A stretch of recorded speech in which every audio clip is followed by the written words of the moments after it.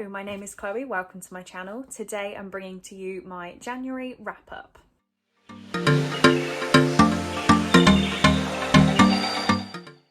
So I can only apologise for the lighting. I am filming this in the middle of the day, but having the natural light is too bright and shutting the blind completely is too dark.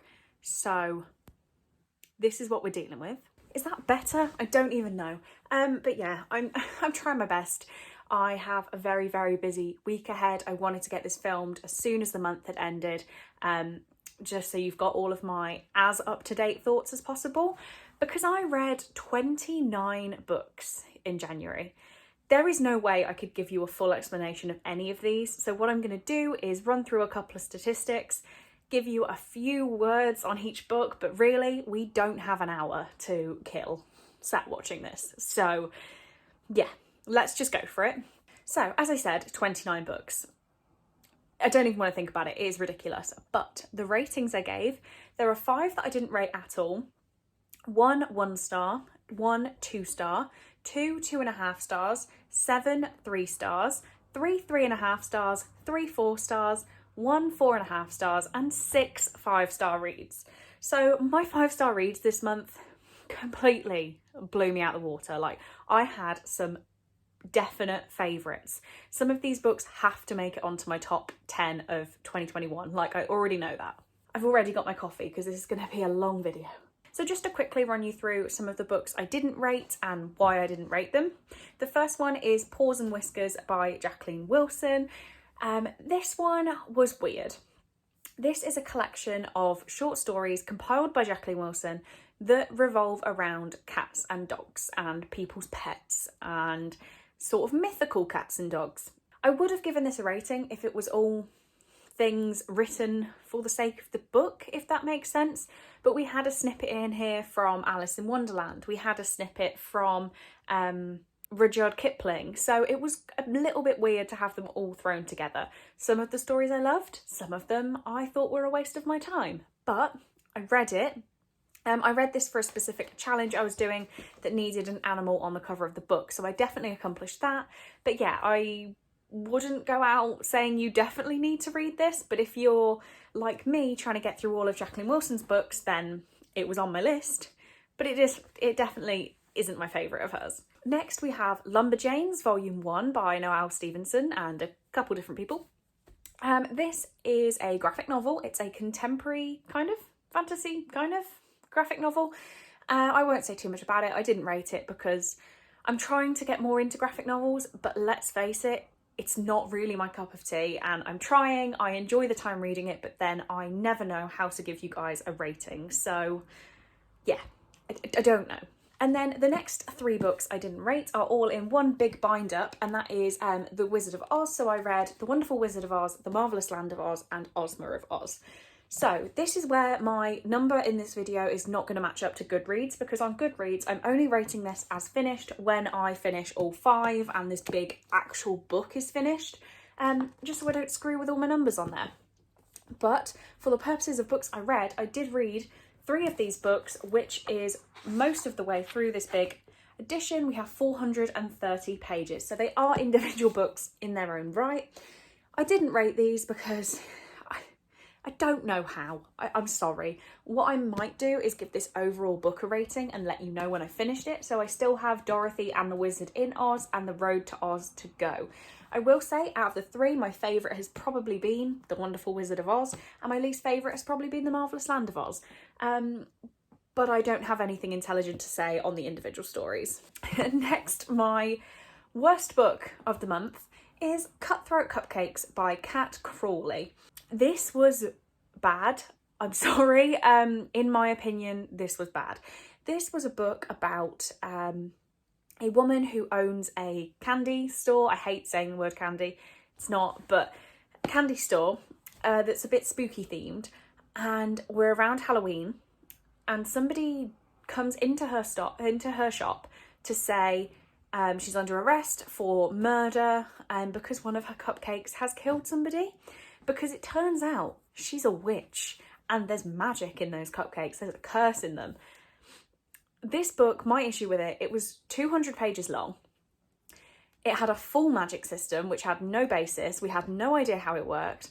There was a full thing of witches and wizards and warlocks and how they were different that was never explained. And I just feel like for this to be a good story, we needed a real foundation in it, and nothing was explained. And also, I still don't really know how the murderous cupcake worked, but yeah, didn't like it. The only 2-star book I had is And That's When It Fell Off in My Hand by Louise Renison, which is book number 5 of the Georgia Nicholson series. 2 stars sounds bad, but for that series, a 2-star is actually a pretty decent book because I've been rating them 1 and 1.5 stars. I have the whole series. I have number 6 on my February TBR.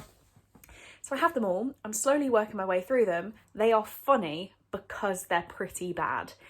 But as I go through the series, as the year that Louise Renison would have written the books, as the year that George Nicholson is supposed to, like how old she's supposed to be, I am enjoying them more. It started off very, very, very juvenile, and now we're starting to get a little bit more. And I can't really tell you anything about this book without spoiling it, but 2 stars, it was bad. I have unhauled it. I've unhauled all of the books in the series so far, but I'm still pushing through and I'm going to read them all.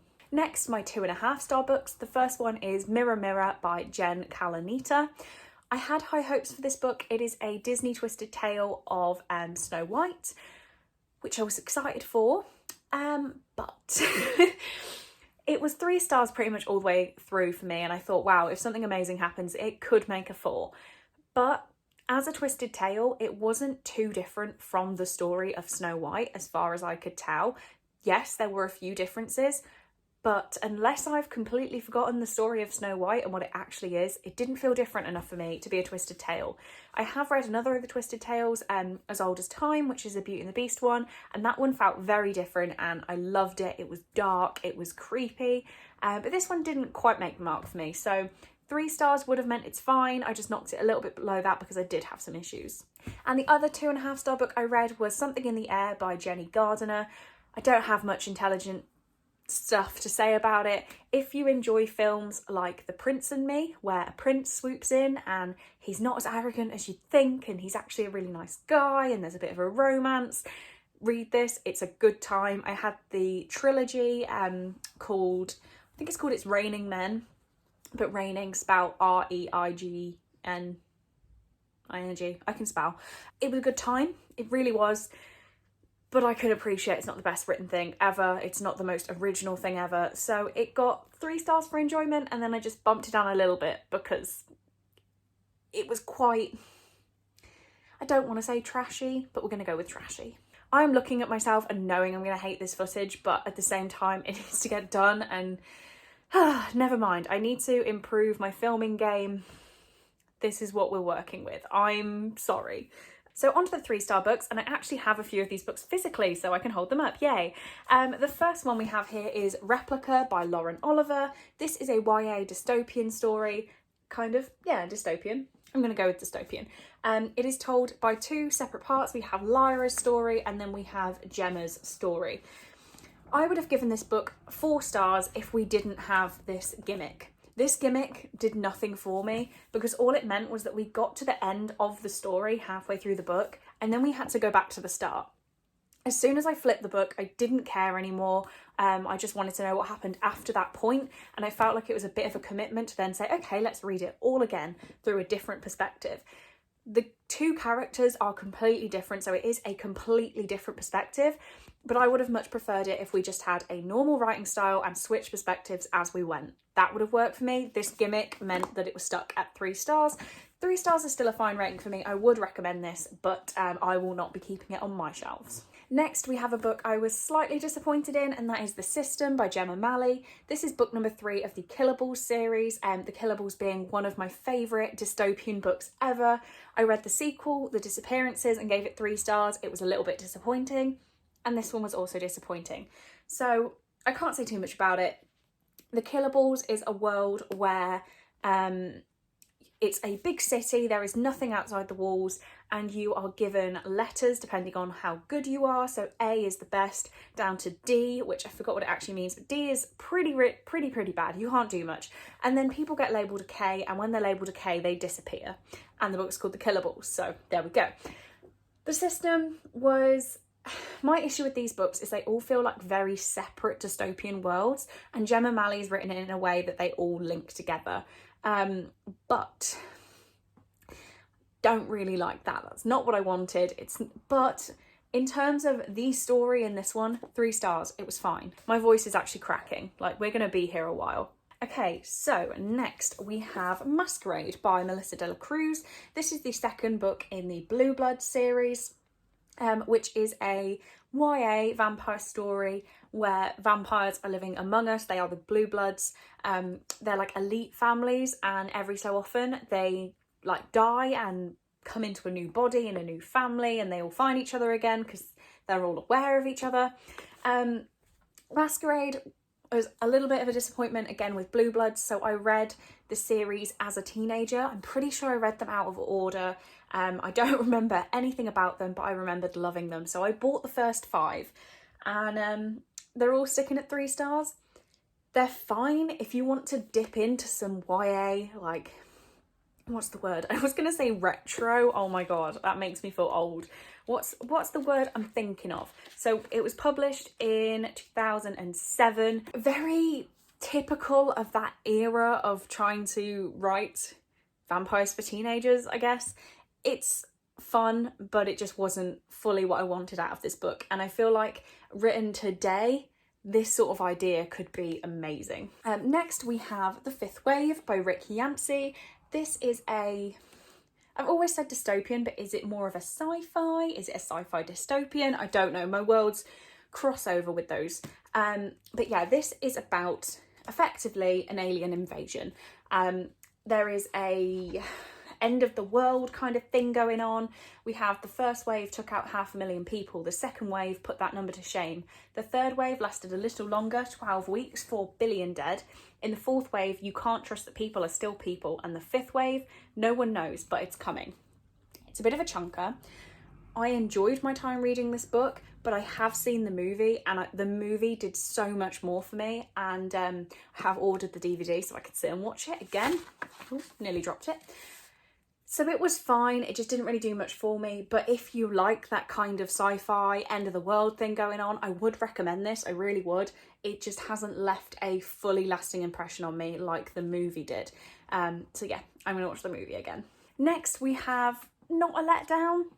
I don't know how to explain this one. We have Night World, book number 1 by L.J. Smith. Every time I told someone I was reading this during reading sprints, they were like, wow, blast from the past. I didn't read it as a teenager. I feel like I would have absolutely loved it if I did. But this is 3 short stories in the Night World, which is, it's like a separate part of society where we have vampires, werewolves, witches, shapeshifters, and it's all kept a secret from humans. And the main rules of the Night World are that humans can't know about it, and members of the Night World cannot fall in love with humans. So we have 3 stories here: Secret Vampire, Daughters of Darkness, and Enchantress, all 3 of which include somebody from the Night World falling in love with a human and telling the human about it. So this was fine. Book number 1, Secret Vampire, I gave 4 stars. Daughters of Darkness, I gave 3 stars, and Enchantress, I gave 2 stars. So overall, we had a 3-star book. I was considering getting Night World book 2, but it's not left that much of an impression on me, so it will be leaving my life. But L.J. Smith, so author of the Vampire Diaries, I do have the Vampire Diaries somewhere, it's right at the bottom, and I would like to read it. This was written a very long time ago. It was written before I was born. Should I crop that out? It reads like it was written in like the same kind of era as Masquerade. I kind of enjoyed it on the same level of vampire stories for teenagers. So yeah, I would recommend it, but just don't go in with too high expectations. Quick hello from Editing Chloe here, because on editing the video, I noticed I completely neglected to talk about 2 books that I read in the month. Obviously I read a few, so it was to be expected. But these are both 3-star books that I missed off the end of my list. The first one being Illuminae by Amy Kaufman and Jay Kristoff.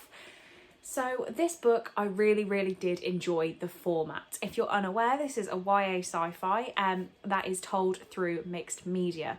I actually don't have the book anymore because I unhauled it pretty much instantly. But I do have the second and third books, Gemina and Obsidio, and I guess I can use Gemina to sort of show you what I mean about the mixed media, saying that I now can't find anything that looks the same. Let's try and find something. This one's even cooler. Okay, I'm liking this one more. But okay, it's mixed media. There's different things going on.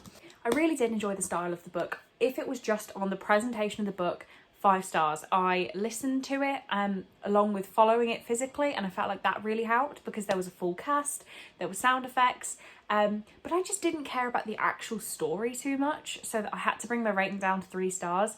I could appreciate how amazing the idea was, and I loved the presentation, but the story didn't actually do it for me, so 3 stars. But I will be continuing on with the series. The next book I have here is I Have Lost My Way by Gail Forman. Again, another 3 star. This one, I wasn't too confident on giving it 3 stars. I listened to the audiobook while I was working, and I feel like if I sat and dedicated time of an evening to sit and read the whole physical book, it might have made me a little bit more emotional and my rating might have been a little bit higher. But on this time reading it, it was 3 stars. This is a YA contemporary about 3 kids who are all at very different points of their life. They're all from very different backgrounds, and it's kind of how they come together on a day where they have lost their way, and they kind of use each other for guidance, and like, it's basically a book of character development. It was really good. I did enjoy the whole premise of the story, but I really enjoyed it. 3 stars is still good, but yeah, I feel like I needed to dedicate that time to sitting and reading it physically, and I definitely have plans to do that in the future. Okay, so now we're on the 3.5 star books. The first one I have here is 1,000 Perfect Notes by CJ Drews. This I read right at the start of the month. It was my buddy read with Emily for the month. I have this really cool red sprayed edges edition that is signed. We have a note from Laura in here as well because she gifted it to me, so thank you so much again, Laura. Sadly, I didn't enjoy this as much as I wanted to. The ending was 4 stars. That's why it's a 3.5, not a 3, but I couldn't quite give it 4 stars. It felt very over the top. So this is about Beck, whose mother was a famous pianist, but she has tremors now with her hands, so she can't play anymore, but she was amazing. And she beats her son to within an inch of his life because he's not as good as she was.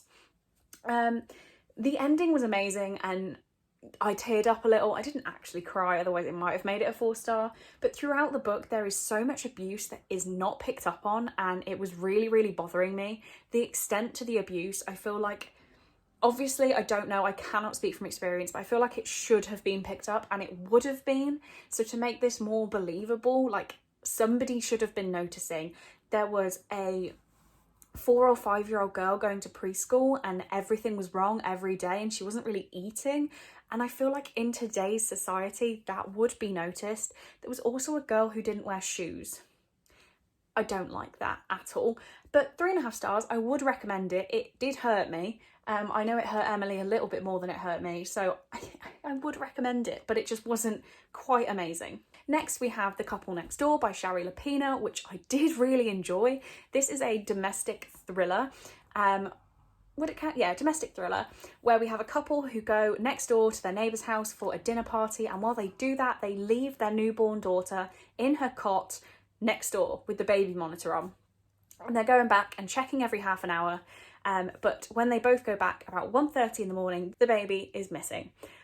I really liked this book. I kind of guessed what was going on though, which is why it's a 3.5, not 4. Thrillers really, really struggle to get 5 stars for me. So it would have been a 4, but I had to knock it down a bit. It was very predictable. I almost guessed exactly what was happening, but then it was one of those where you definitely did guess it. Maybe about 20 pages before the next reveal, you knew what that was going to be. So maybe it was just good writing that you were like, I've got it. But I don't know, bit too predictable. So 3.5, not 4, but still would definitely recommend it. I have another of her books. I want to say Someone Like You or Someone We Know or something like that. I will have stuck it on the screen, which I do want to get to pretty soon. And reading this book has encouraged me to get to that one. So I guess we'll see. And the final 3.5 star book is The Unbecoming of Mara Dyer by Michelle Hodkin. This is a YA paranormal. I really had a kick for these this month, but it's mostly a contemporary, I believe anyway, and that part of the story I really did enjoy. This is about Mara Dyer, who is in an accident with her friends where a building collapses onto them and she is the only one who survives. So because of all this trauma, her and her family pack their bags and move across the country to have a fresh start. And during this fresh start, Mara Dyer meets Noah Shaw, who is English. There was quite a lot in this of him being English, her being American, and like them talking to each other and saying they're saying the wrong thing and stuff like that, which I did really enjoy, because that is mainly my life. As you will see, sat right here is my UK to USA dictionary, so that me and Cole can argue about these things. So yeah, I really loved those parts. Noah was supposed to be the definite bad boy, and I love that sort of love interest in a story, so it was enjoyable. It just wasn't mind-blowing. Again, this is a bit of an older release. I want to say 2009, 2011, I apologise. But yeah, a bit of an older release. It's 10 years old now, and I feel like with YA paranormals, the longer we go on from them, they are harder to read if you're reading them for the first time. Yeah, I did enjoy it though. 3.5 stars is a very good rating. Then we have the 4-star books. The first one I want to talk about is Matched by Ali Condé. So I read this as a teenager and decided to go back into it again. This is a YA dystopian, like I said. We've got some similar themes with the books this month. And I did really enjoy it. I haven't kept my copy, even though I gave it 4 stars, because I also have it on my Kindle. So I just thought I would read it on my Kindle if I ever wanted to pick it up again. I can't even remember the characters' names, but this is a society where you are matched to your partner for life. You have no choice in it. And that's pretty much like the basis of the whole story. You're matched to a job, you're matched to a partner. And while our main character is being matched, she is actually shown a different boy's face that she's matched to. And she starts having these complicated feelings that she shouldn't be having in this dystopian society. Would definitely recommend it. Maybe not if you've never had an interest in the story. I've also heard that this second book is awful, so I will not be reaching for it. I'm quite happy with where we've left off. But yeah, I'm happy I finally did get back round to it. I remember loving it as like a 12-year-old, and I just had to go in and see what I was thinking. I still think the same kind of thing. I think I enjoyed it a lot more then because of this forbidden romance, but now there are much better forbidden romance books written out there. But yeah, it was a good time. Next, we have something completely different. Everything else I've read, we have a middle grade sci-fi, and that is Orion Lost by Alistair Chisholm. This was really, really good. This was gifted to me by Helen, so thank you again, Helen. Really do appreciate it, and I'm sorry it took me so long to get to. I think it's taken me a year to get to it, but I've read it now. So this is a spaceship that is lost in space. All of the adults are asleep, and there are just 3 children, 5 children, 6 children. It's been a while. I read this in the first month of January. There are a group of children who are then tasked with saving the ship and saving everyone on it. And they come under threat from some aliens. They come under threat from some other humans. The ship's about to basically implode and they need to save it. I had a very good time. Very, very good time. I did not think I'd be giving this 4 stars. I was really daunted going into it because I thought I wasn't going to love it.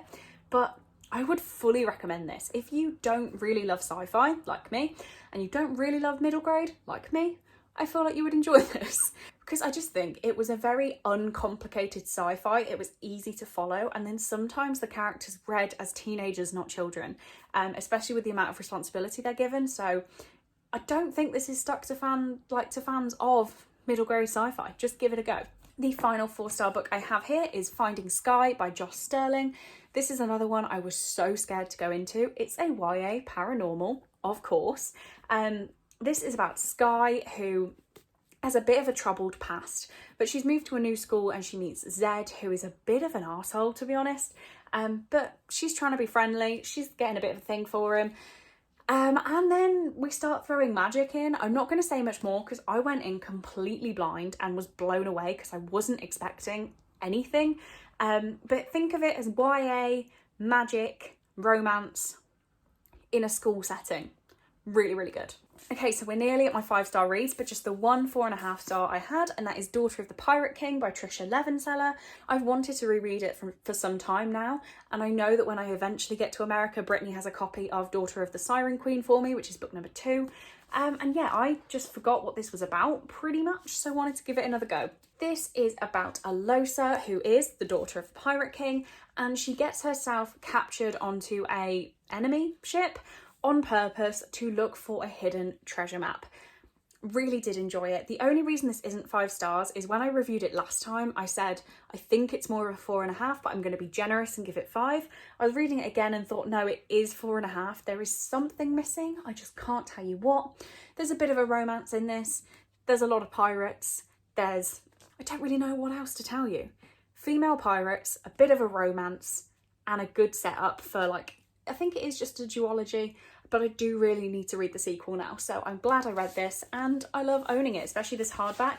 And it has like an embossed, oh God, you're not gonna pick that up in this lighting. I forgot how upset I was with the lighting, but you know, we're carrying on. We're on the 5-star books. Okay, I have 4 of them physically. I can't believe we have 6 5-star reads. It is ridiculous. But I was just blown away by so many books this month. The first one I want to talk about is This Darkness Mine by Mindy McGuinness. This was mine and Brittany's sister's approximately pick for the month, so I won't talk too much because we have a full live show with our feelings about this. But oh my God, this made me so uncomfortable that I loved it. This is about Sasha, who finds out she was a twin in the womb and she absorbed her twin. And she is convinced that her sister is then living inside her heart, and her heart is her sister's. There's also a very like bad boy romance in this. I genuinely loved it, and while I was reading it, some of my notes just say my brain hurts, I feel uncomfortable, someone please help me. And that is the feeling I love getting from a book, so it was very good. Next, just a brief mention, I did reach and read my illustrated edition of Harry Potter and the Chamber of Secrets. I had a really good time reading this. I haven't read the illustrated copy before, but I had it from my birthday last year, I believe. So I wanted to give it a read because it's absolutely gorgeous. And yeah, 5 stars because it will never not be. Next, I read one that really surprised me, and I can't believe this is 5 stars, but I loved it with every inch of my heart, and that is Crave by Tracy Wolfe. This is a YA school for vampires and stuff, let's just say.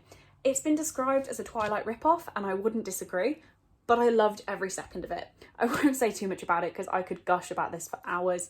If you love Twilight and have no shame about it, and you can go into this with an open mind, knowing that it's not going to be the best written piece of literature you've ever read, do it.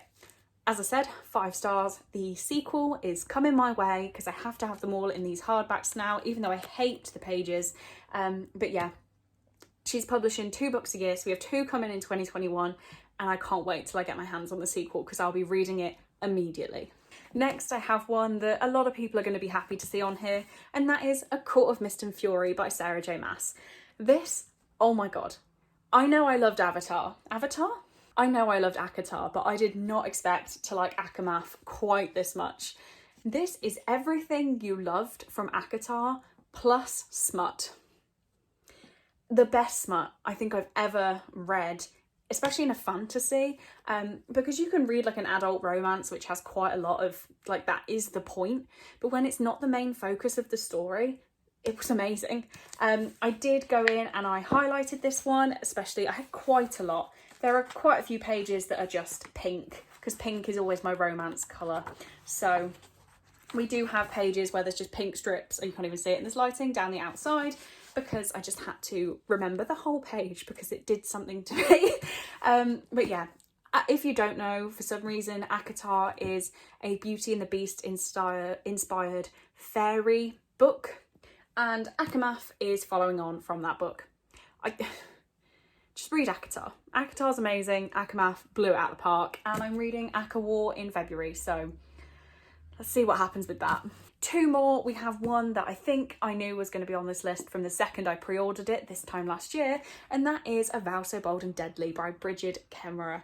This is the 3rd and final book in the Cursebreaker series that starts with A Curse So Dark and Lonely. The first book, again, being a Beauty and the Beast inspired story. This is, oh my God, it's everything we needed in the conclusion, to be honest. I can't ruin it because of the previous books, but we just get everything wrapped up with a nice little bow, and I had a very, very good time. And that's all I can really say. And the final book, which I don't have in front of me, I finished it very late last night on my Kindle, and that is Verity by Colleen Hoover. I did not expect this book to get 5 stars. I was set on this potentially being a 3. I was fine with that. Colleen Hoover is a romance author, if you are unaware. This is a thriller romance, and oh my God, it blew my mind. I loved everything about it. it was another book that made me feel very uncomfortable, and that is what I absolutely love. So I felt uncomfortable, I was with it for the romance, like that side of it was written amazingly.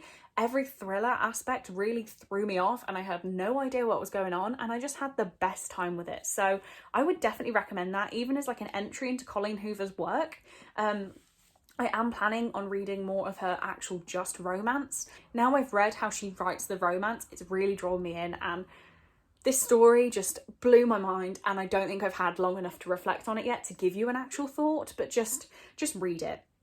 My friend Sydney said she was considering reading it, so in the same sentence that she said she was considering reading it, I ordered it and got it delivered to her house. Oh, well, it's being delivered to her house. She just had to read it, and I couldn't leave it with knowing there are people out there who want to read it. You need to read it. Just do it. Just drop everything and read that book. So that is everything I have for you today. I've been talking for a very long time. Thank you so much if you've got to this point, like persevering with the lighting. I do apologise. I need a better setup, but hopefully in the near future, I might not be in this bedroom for too much longer. So fingers crossed on that, and I can get a nice filming setup that I use like every time. But for now, this is what we've got. We're on my lunch break from work. I have no other time. And I really do appreciate you guys sticking around and still enjoying my content if it's not the best presented. It really does mean a lot to me. But on that note, please let me know if you've read any of these books and have very different opinions, or even the same opinion. Just let me know your opinions on these books. And yeah, thank you for being here. I hope you enjoyed it, and I will see you in the next one.